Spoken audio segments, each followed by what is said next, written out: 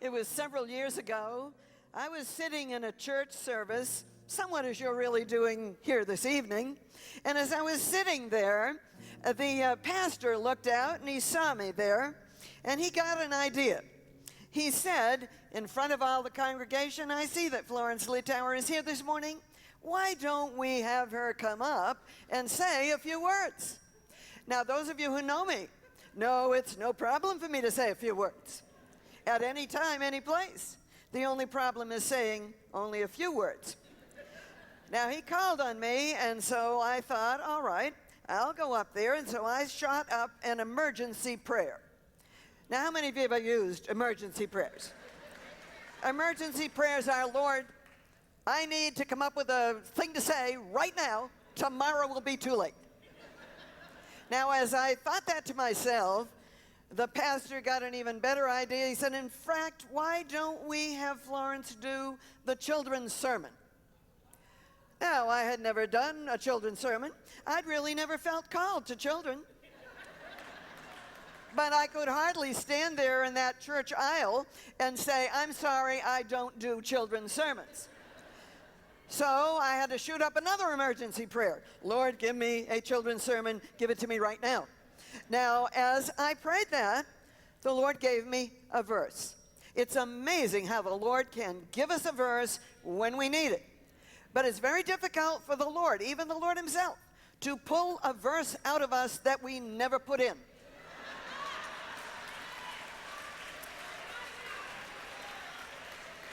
For him to reach in and pull it out, it's got to be in there. Well, the verse that came to me was Ephesians 4:29. I ran it through my mind real fast. "Let no corrupt communication proceed out of your mind." And I rejected it. I said, "No, Lord, it's too long. It's too big. The words are too complicated. The children will never get it." But by then, the children were up front. They had filled in all those front rows. And I was standing there facing this bright and eager group with nothing to say but one verse. What can you do with one verse? Well, I found out. I said to these children, "Do you think you could learn one verse today?" Well, they were so excited. "Oh, yes, they could learn a verse."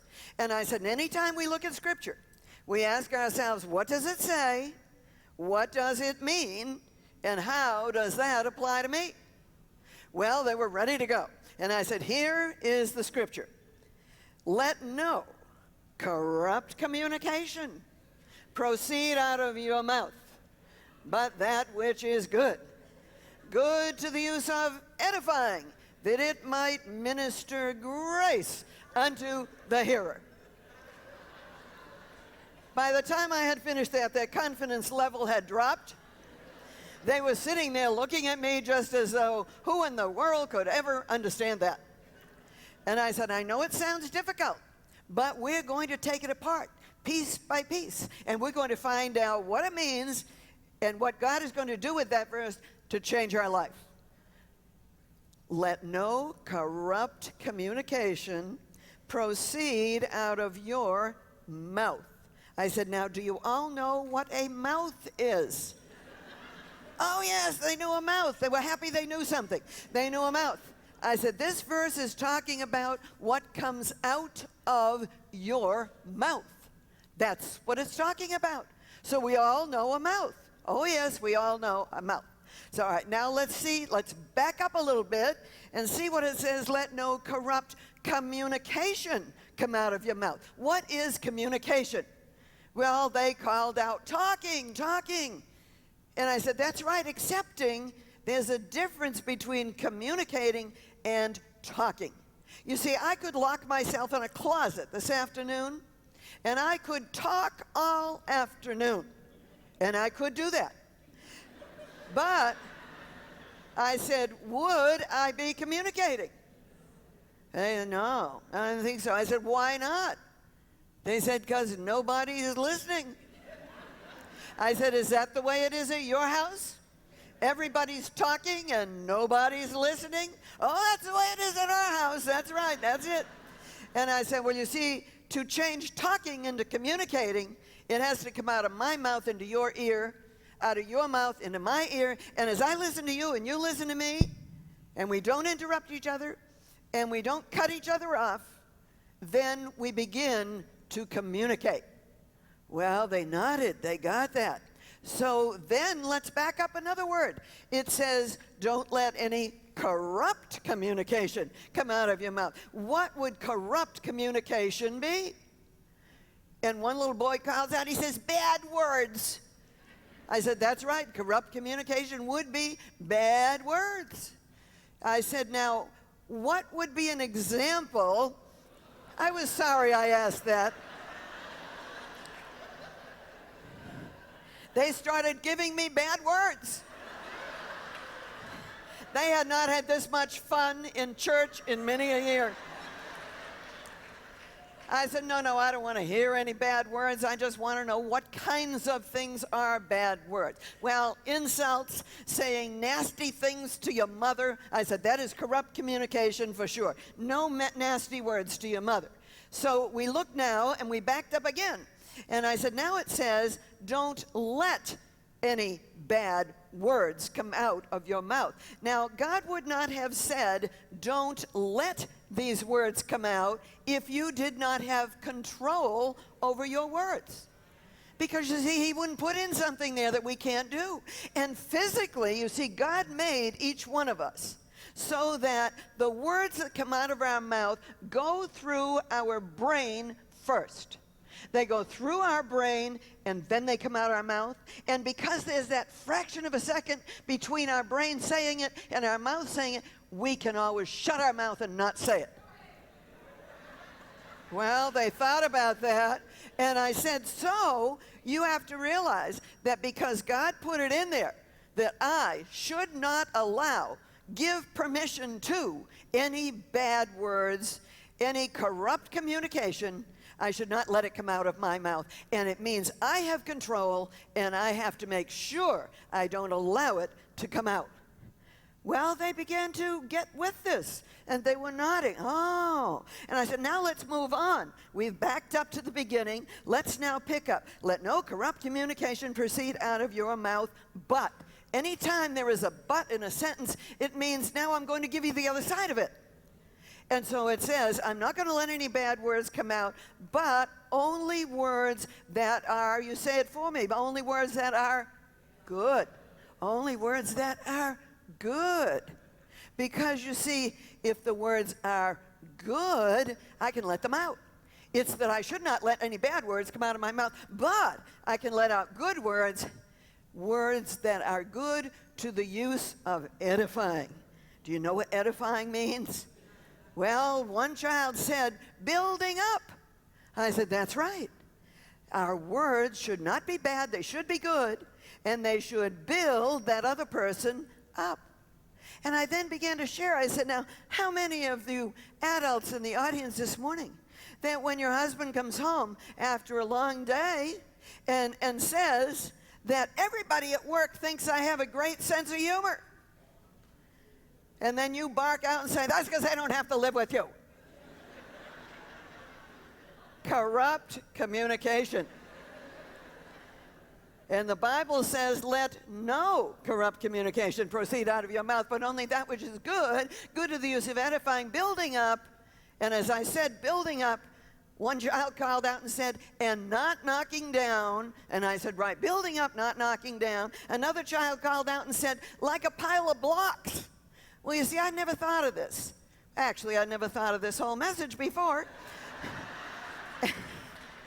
And so as he said that, I thought about, in my mind, that if my words were like a little block, a block that when I opened my mouth, out would come a building block, and it would be one that would build you up.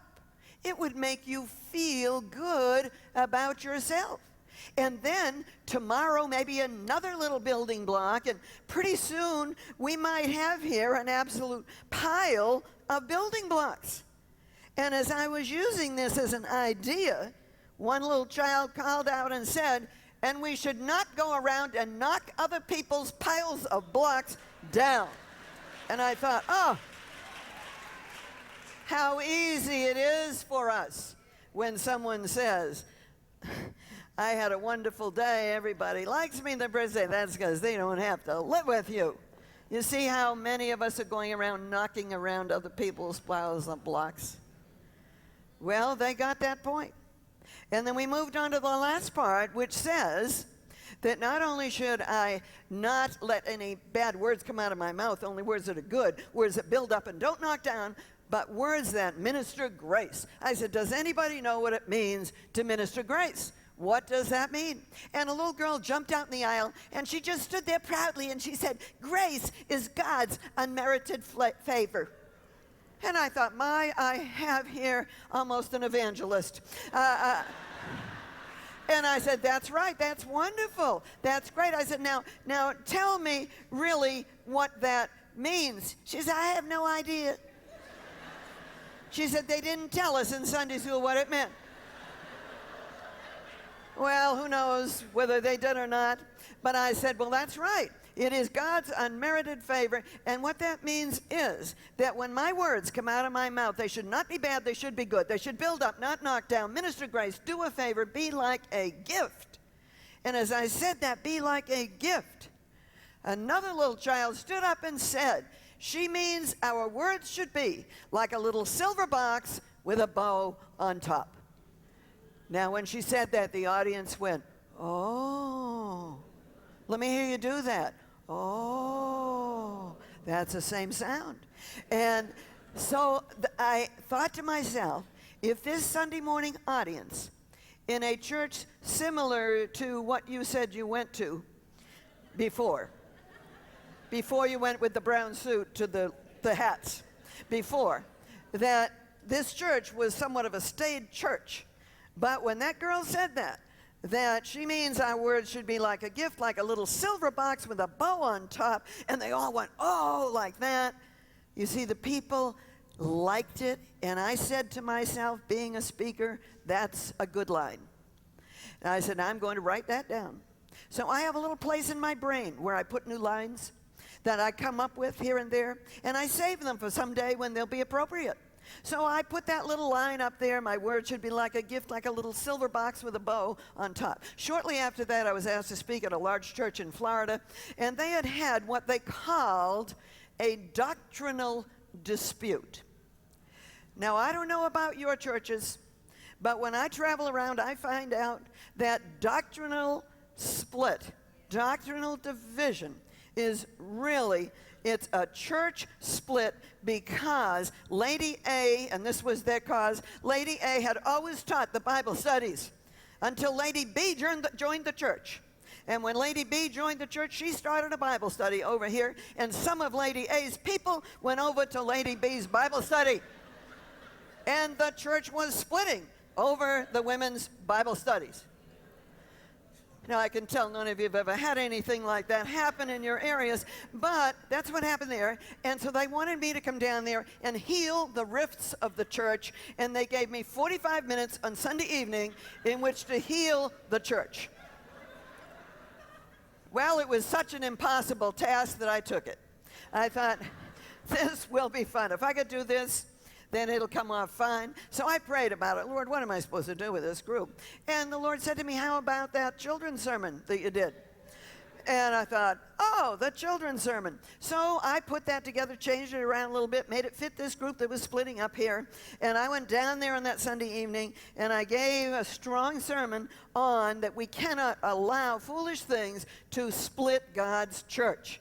Because you see, God doesn't care if there's Lady A, B, C, D, or like Cat in the Hat. All of those people out there teaching Bible studies. He doesn't want the church to split over it. Now, when I finished that, the group was silent. They didn't stir. So I stood there. I looked around to see what the pastor wanted me to do now. He was gone.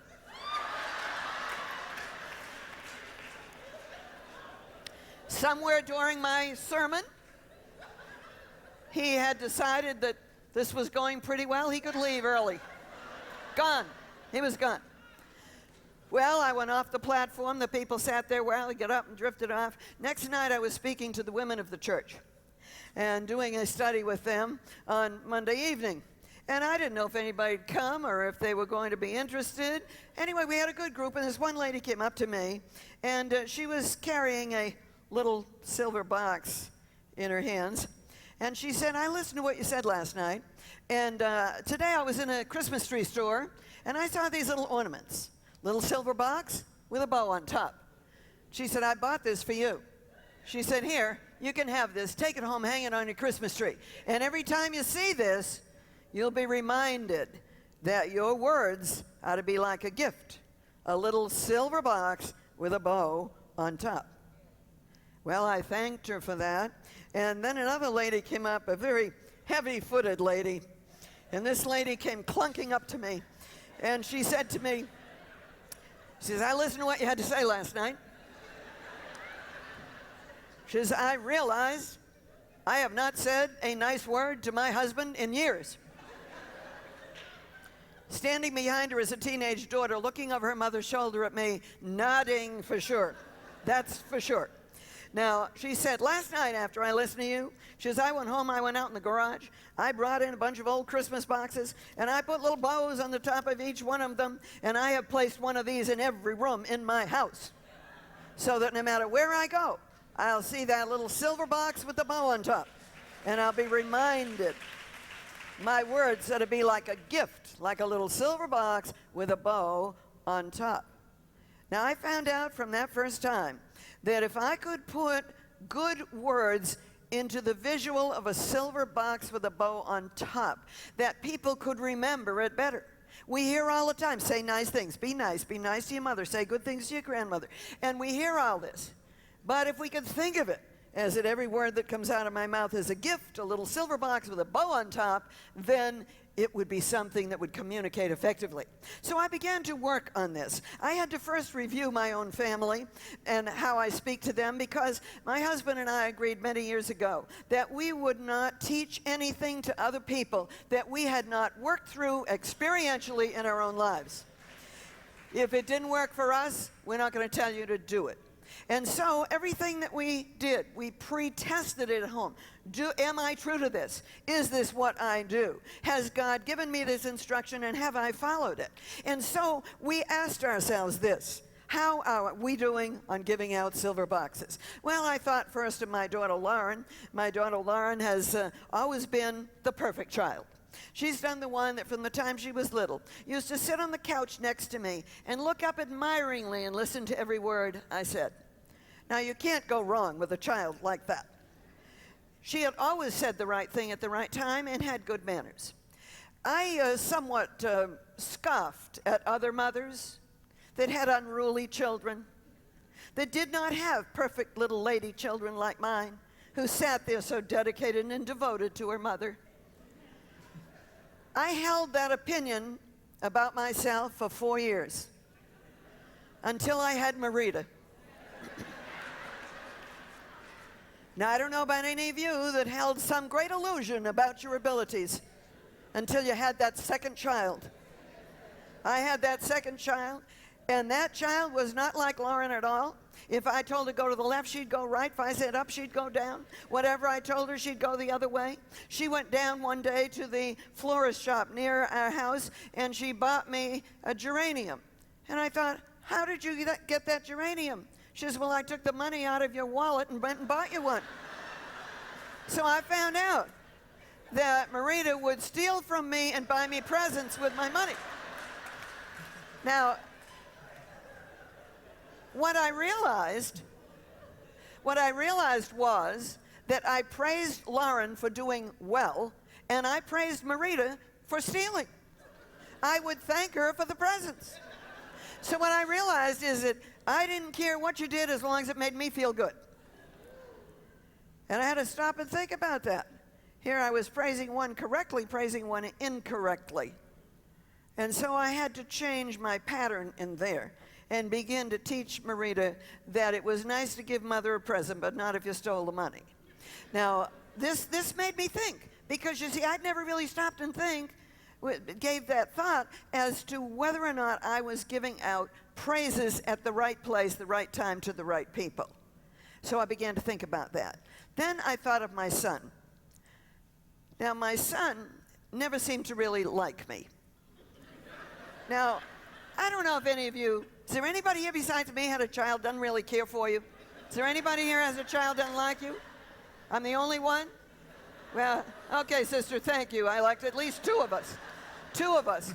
And so I never could get him to really get with me. Now, see, my daughters, they kind of went along to the same drummer, but he didn't seem to. And I realized I didn't say anything much nice to him. You see, I find it easy to say nice things to you as long as you're nice to me. But you see, when someone isn't particularly nice to me, I just don't talk to them at all. So I realized that I didn't have much of a relationship with my son. And I began to think about that, and I realized some of the things I'd said to him weren't particularly nice. Now, he never talked to me much in broad daylight. He became verbose after midnight. After midnight, he'd come into my bedside. He'd have all kinds of things to say to me. But during the day, it was like he didn't know who I was. Well, one day, he was standing in the kitchen, and I had this trip I was going on. I was going with a couple of Baptist churches to Europe, and I was going to travel with the group and speak every other night to the group. And so they'd called and said I could bring one other person with me. Well, my husband couldn't leave. Business was too stressful. Lauren had a baby. She couldn't leave. Marita just got married. She couldn't leave. So I crossed out all the people I would have liked to gone with. That narrowed me down to young Fred. So I prayed about it. I said, Lord, surely you are not trying to tell me that I should take young Fred to Europe. Now, I know you're busy with other people that are more difficult than me, but I just want to let you know that if you haven't noticed, this boy doesn't really like me a lot. Now, I figured I had to explain that to the Lord, because he doesn't necessarily have time for me in these areas. So I let him know that. And as I was praying this, all that went through my head was, ask your son, ask your son, ask your son. And I said, no, Lord, I don't want to ask my son. He wouldn't go anyway. Well, it kept coming to me, ask your son. Now, don't you know when you ask the Lord something and he gives you an answer you do not like, that you try to say the Lord wasn't speaking to you? Just something you dreamed up yourself. Well, anyway, I was standing there in the kitchen one day, and my son was standing, as he frequently did as a teenager, with the refrigerator door open, staring into the inside. Now, nothing was moving in there. Nothing was going anywhere, but he was watching it like it was television. So I said to him, Fred, I want to ask you a question. And he went as teenage boys do, And I said, could you turn around so I could look at you? Shut the doors. And then he leaned. He said, yeah? I said, I have this really dreadful trip to Europe that I have to take. This thing is going to be no fun. It's going to be all work. And I wondered if you would like to go with me to carry the heavy suitcases and to pass out the outlines at the studies. Now, there's not one of you in the room that would have wanted to go with me with that introduction. But what I forgot is my son is melancholy and he likes bad news. I finished this whole thing and he said, I'd love to go. Well, I tell you, I prayed a lot. I said, Lord, give me the ability to be nice to this boy. Give me the ability that I can lift him up and not knock him down, that I can give him silver boxes. And so I prayed to this effect. Well, the whole trip was a lot easier than I thought, mainly because he slept through most of Europe. Have you ever taken a child on a trip? A trip that's educational, that they should learn a lot from, and they sleep through it to show you what they think of your opinion? Well, he slept through Europe. I woke him up occasionally. Wake up, Fred, these are the Alps. He opened his eyes, he looked down one side of the bus, down the other side of the bus, went back to sleep. I said, Fred, stay awake, these are the Alps. He said, I know, I just saw them. I found out with my son, you've seen one Alp, you've seen them all. I woke up at St. Paul's Cathedral. Wake up, Fred, we're going through another cathedral. He said, I don't want to see another cathedral. You know what came to my mind? Came right up front here.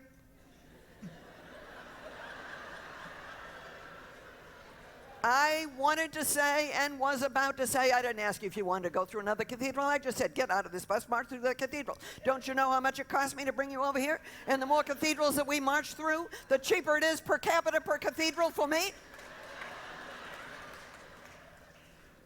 But the interesting thing is, just as I got that right up here, I realized I could shut my mouth and not say it. So I did. I swallowed. That helps me to not say things. I swallowed. And I said, that's fine, Fred. Stay on the bus. I'll bring you back a brochure. I bought him back brochures from some of the finest places in Europe. Later, I made him a scrapbook. Places I never saw. One day, I actually heard him in his room, and he was going through that scrapbook with a friend and showing his friend these pictures and telling his friend how much he enjoyed all these places. Now, I tell you, I could hardly keep from walking into that room and saying he never saw any of those things at all. But you see, by then I had worked my mouth shut, and I was not just saying every cute thing that came to me. I was trying only to give out silver boxes with bows on top. At the end of that trip, there was this girl who had been taking pictures of me. Now, I'm used to having people take pictures of me, and I have certain ways that I zip into a pose, because I've found out that when you have pictures taken, if you stand sideways in pictures and you put all your weight on your back leg, it takes 10 pounds off the front.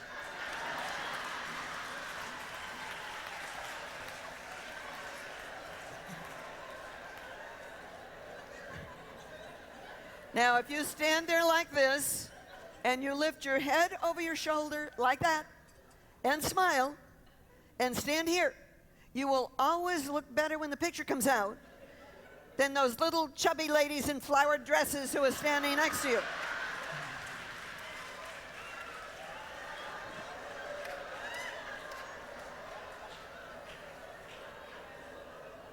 I can see that's the most valuable piece of information I've given you.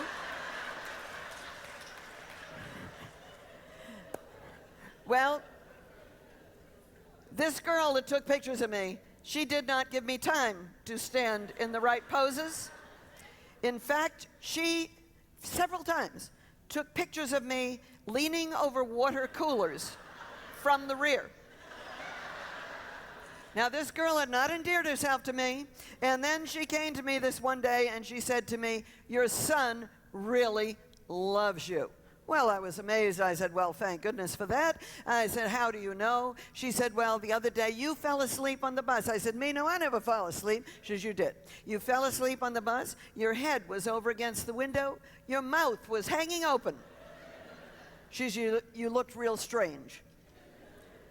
And she said, so I got my camera out to take a picture of you. And your son moved his body right in front of you and looked at me and said, and what are you planning to do? And she said, well, I'm going to take a picture of your mother looking funny like that. She said, he looked at me and said, from here on, you will take no more pictures of my mother without asking her permission first.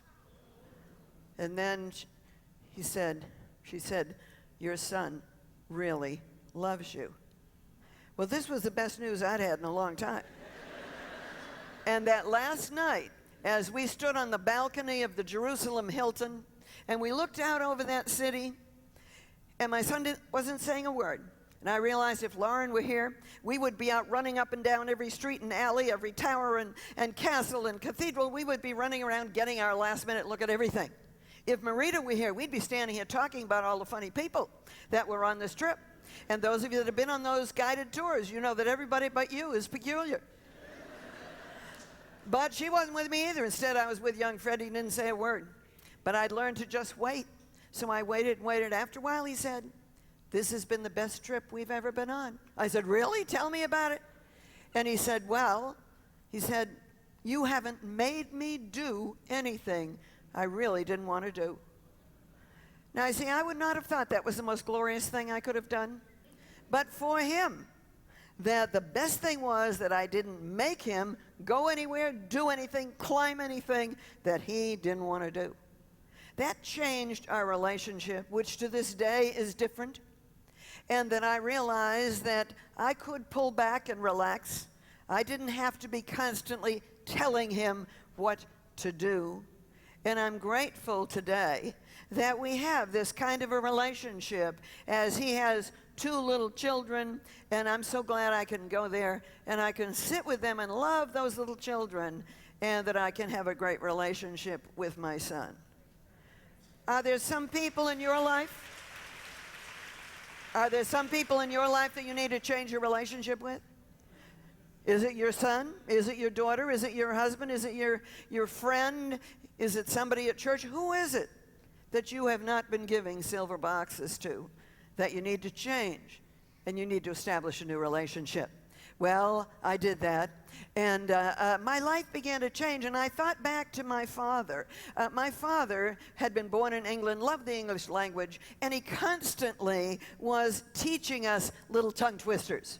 That he taught us things like people who live in transparent domiciles should refrain from hurling geological specimens promiscuously. And before we went to kindergarten, he taught us if the teacher asks you a question and you don't know the answer, you're to say, not knowing to any degree of accuracy, I dare not assert for fear of erring therein. Now, when you can handle things like that, when you're a child, you can fit in just about anywhere in life.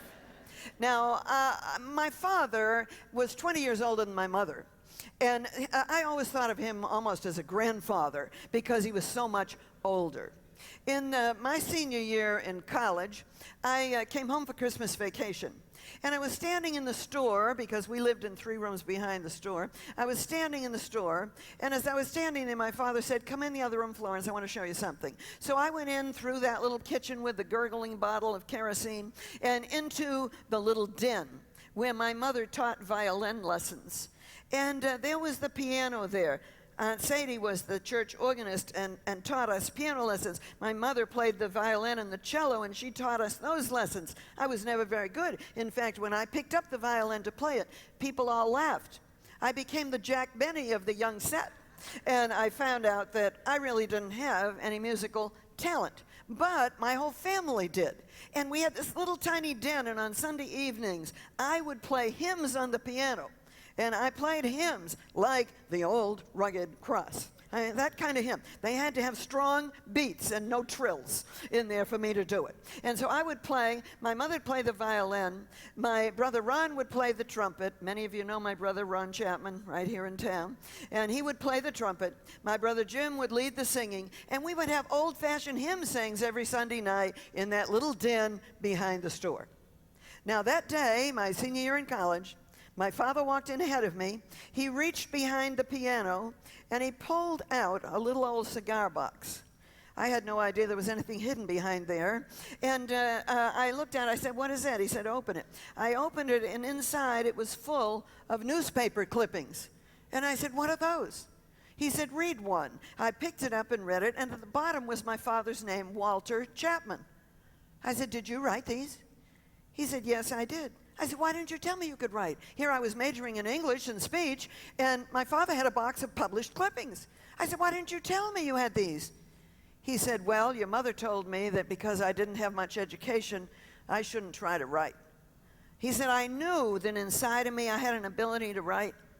And he said, so when your mother'd go out some afternoon, I'd sit down, I'd write an article, I'd send it into the Boston newspapers, and it would be published. And when it was published, I'd clip it out, and I've been saving them in this box for years. And he said, somehow today, I wanted to give you this box. I wanted you to know that I did have some talent, in spite of what your mother said, and that I probably could write.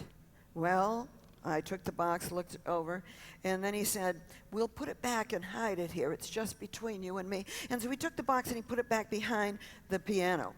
And as we were heading back into the store, he put his hand on my shoulder, and he said, I guess I tried for too much this time. And I said, what's that? He said, well, I wrote an article for our denominational magazine Thought it was the best thing I'd ever written. But he said, I sent it in 3 months ago. And he said, every month when that comes, I look at it to see if my article is in there. And it's not in there. And he said, so I guess your mother's right. And these were the last words he said to me that day. I guess your mother's right. I don't have any talent. It turned out that those were not only the last words for that night, but they were the last words. The next day, my father went into Boston with my mother for the first day off they'd had together in many, many years. My brothers and I stayed home to run the store. And as they were walking through the Park Street station in Boston, Massachusetts, into the subway, my father dropped to the pavement. My mother stood over and looked at him. Somebody came through the crowd, knelt down, looked up at my mother and said, he's dead. Now, my poor little mother, as she looked there, my father had been to her a husband-father all the way along, and he was dead. Now, we didn't know that. We didn't have a phone, so she couldn't call us. We didn't have a car, she couldn't drive home. So that evening, we looked out, and my mother got off the bus and walked over to the store alone. And she walked in, and we as children looked at her, and we said, where's Daddy? And she just said, he's dead. She walked right straight into the kitchen, shut the door between the kitchen and the store, and we kept the store open that night. We knew Daddy'd want us to do that, and it was open from 6:30 in the morning till 11 at night, 7 days a week, except for time for church, when the store closed and we all went to church. So people would come in. They'd say, where's the old man? I didn't like that they called him that. Where's the old man? And we'd say, he died. Oh. And they'd pay their money and they'd leave. At the morning of the funeral, I was going through the mail that people had sent us. And in there, I saw our denominational magazine, the new one, as it came out. Now, on the day of the funeral, I would not have been looking through magazines, excepting for my father's words that he said, I guess I tried for something too big this time. And he told me about this, so I went through it. I went through this old magazine, and in here was my father's article. For more democracy, Walter Chapman. Now, I looked at that. Came the day of the funeral. Later, I framed that with his picture, and I have it to this day on the wall of my stairs at home. And I have the picture of my father, and I have the article that he wrote to show us the value of encouraging words. Who knows if my father had been encouraged, what he might have written.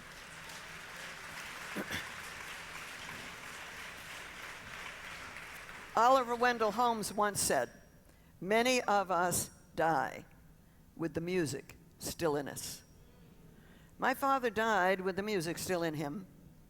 He died with the music that he could have produced with some encouraging words. Is there somebody in your life that needs encouragement? Is there somebody that wants to do something and you say, oh, you can't do that. You're too dumb to do that. You're too young to do that. You can't do that. Do you ever say those words? Because you see, my father was discouraged. Many of us die with the music still in us. A few years ago, just 3.5 years ago now, my husband and I had a conference in our home. My husband had a quiet ministry to people who had been in some way abused as children. My husband would pray for them, pray with them, help them to write their prayers, and he would help them to uncover the pain of the past that they might be healed for the future. That particular day, my husband had selected 6 women, all of whom had been victims, all of whom had been dependent upon my husband's free service to show them how to get to the bottom of their problems and to pray them through with the Lord, to write their prayers daily and bring their needs to the Lord, and had seen transformations of people. Fred never talked about this, but he quietly had this ministry where he was not only supportive of me in every way in my platform ministry, but that he had a ministry of prayer, primarily to women who had in some way been abused. He had brought 6 of them to our home for that week. And he had commissioned them, had trained them and commissioned them on how to go out and do what he did for other women. And those 6 women were there for several days in our home, Sunday through Wednesday. And my husband ministered to them in an open way and taught them and showed them what he had learned so that they could go out and do the same thing. And I remember that last Tuesday night that we'd had somewhat of a commissioning service where we'd asked the Lord to bless each one of them and to send them out in a way of healing others. That was on a Tuesday night. On Wednesday, I flew away to Albuquerque to the Glorietta Christian Writers Conference. Some of you have probably been to that or know of it. And I was to be the keynote speaker on Friday evening and to close the time together. So as we were there, and as I was speaking, I set up what we were going to do at the end. That I was going to have all the staff of about 40 different editors and writers and coaches. I was going to have all them come up on the platform and stand behind me in this church type of setting. And then I was going to share at the end, and this was going to be the close of the conference, that I was going to say the words of something beautiful. And they were going to come up. And at that point, Marita was to come up on the right-hand side over here. She was the one running this. Lauren was going to come up on this side, and they were going to join me. And the 3 of us were going to stand there at the end. And as we were going to do this, we were going to say, and then later sing, something beautiful. So I stood there and I said the words. As I looked for Marita and I looked for Lauren, and they didn't come. Something beautiful. Something good. All of my confusion, he understood. All I had to offer him was brokenness and strife, but he made something beautiful out of my life. Now, I said it through once like that. And then I said, now, because I still looked and nobody was there. Marita didn't come and Lauren didn't come. And so I stood there and I looked out and I said to the audience, I'm going to say that again and I want you to sing it with me. Something beautiful. Sing it. Something good.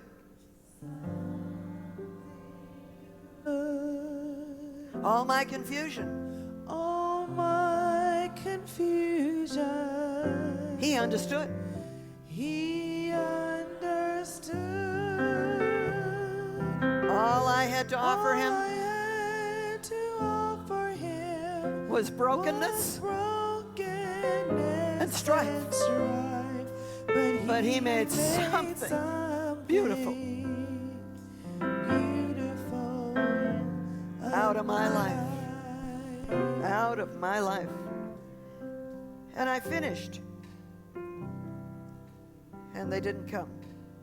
And a young man came up to me and he said to me, your daughters need you. And I said, where are they? My first thought was, why didn't they come up here? I expected this to be the ending. Where were they? And he said, they need you. So I followed him. And people reached out to talk to me, and I wanted to talk to them. And this fellow said, no, you don't have time to talk. I thought, why don't I have time to talk? And so I went along with him as he took me to my room. I opened the door to my room, and there was Marita, there was Lauren, and there was some other friends. There was a silence in the room as I walked in. And I said to the girls, where were you? And they said, we have something to tell you. Lauren led me over to the couch. I sat down on the couch. And Lauren knelt down in front of me and she said, Dad is dead. I said, he couldn't be dead. I talked to him a few hours ago.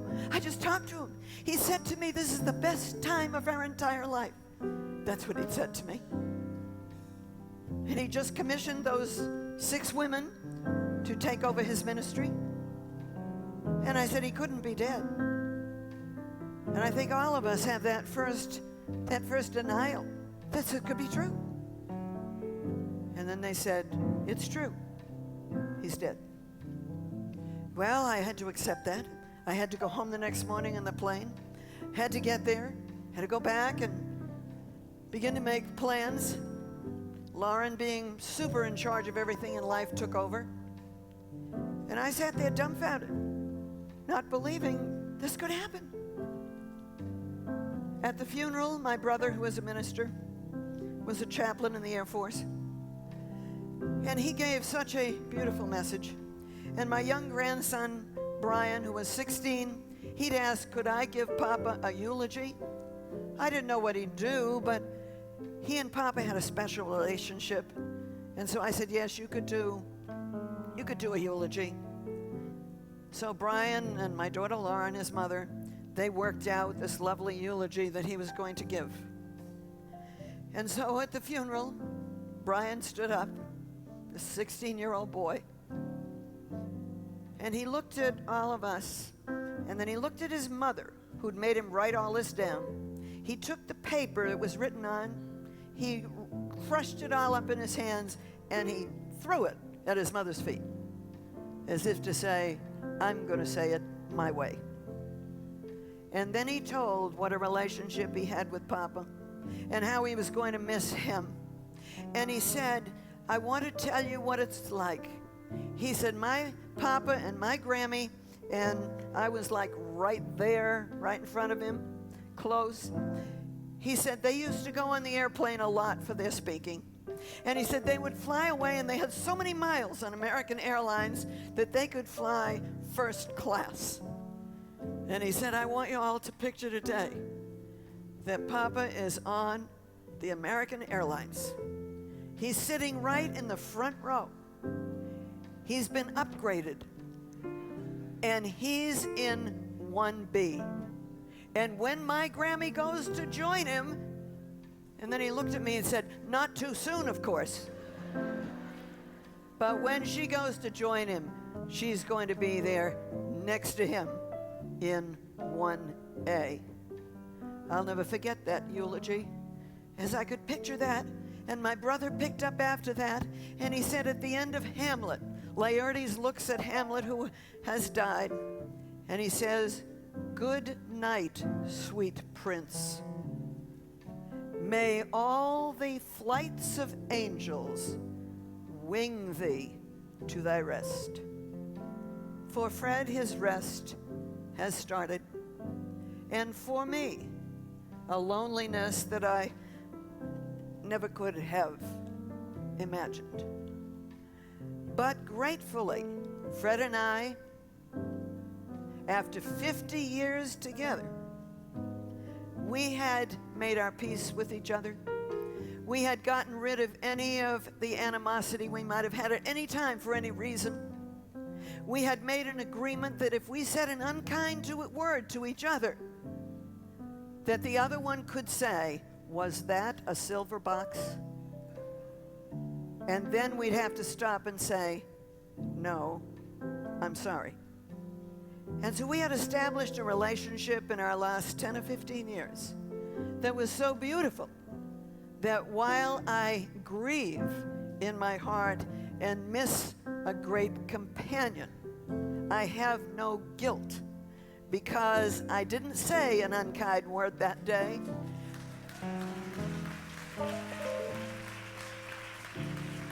I lifted him up. I didn't knock him down. I gave him words of encouragement. And I let him know, as the Lord would say, that I should let no bad words come out of my mouth. Only words that were good to the use of edifying, that they might minister grace unto the hearers. And as Fred and I had lived that, I can stand here tonight as a lonely person, but as a person without guilt, because we made our peace with each other many years before, and we practiced giving silver boxes from the moment we woke up to the end of the day. May I put my wish upon you that you would go home and see what people around you need that word of encouragement, that you might hear what you say, that you might ask yourself as it comes out, is that a silver box? And if it isn't, rewrap it until it's done up in silver with a big bow on the top. So ask yourselves right now, do you know someone, perhaps someone who has a song waiting to be sung, perhaps some art waiting to be hung, perhaps a piece waiting to be played, or a scene waiting to be staged? Do you know someone who has a tale waiting to be told? Perhaps even a book waiting to be sold? Do you know someone who has a rhyme waiting to be said? Or perhaps even the book waiting to be read? Do you know someone who has a dream waiting to be dared? Or perhaps even God's word waiting to be shared? If you know someone like that, don't let them die with the music still in them. Thank you.